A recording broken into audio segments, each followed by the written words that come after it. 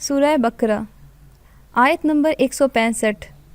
اور لوگوں میں بعض ایسے بھی ہیں جو اللہ کے غیروں کو اللہ کا شریک ٹھہراتے ہیں اور ان سے اللہ سے محبت جیسی محبت کرتے ہیں، اور جو لوگ ایمان والے ہیں وہ اللہ سے بہت ہی زیادہ محبت کرتے ہیں۔ سورہ آل عمران آیت نمبر 31۔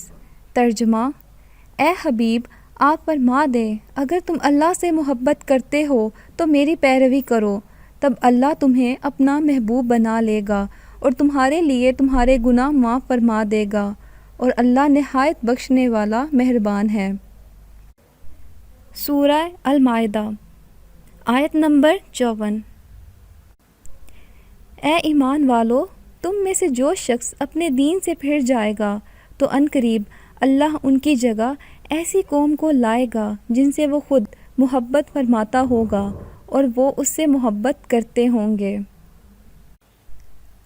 سورۃ التوبہ آیت نمبر 24۔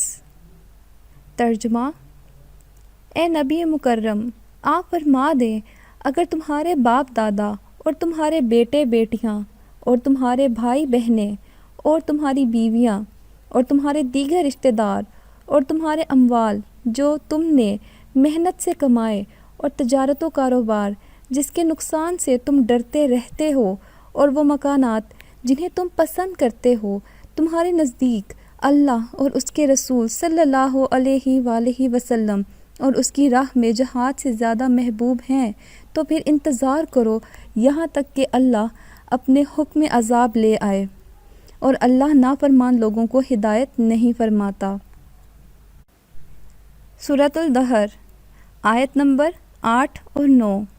ترجمہ: اور اپنا کھانا اللہ کی محبت میں خود اس کی طلب و حاجت ہونے کے باوجود اسیراً محتاج کو اور یتیم کو اور قیدی کو کھلا دیتے ہیں اور کہتے ہیں کہ ہم تو محض اللہ کی رضا کے لیے تمہیں کھلا رہے ہیں، نہ تم سے کسی بدلے کے خواستگار ہیں اور نہ شکر گزاری کے خواہش مند ہیں۔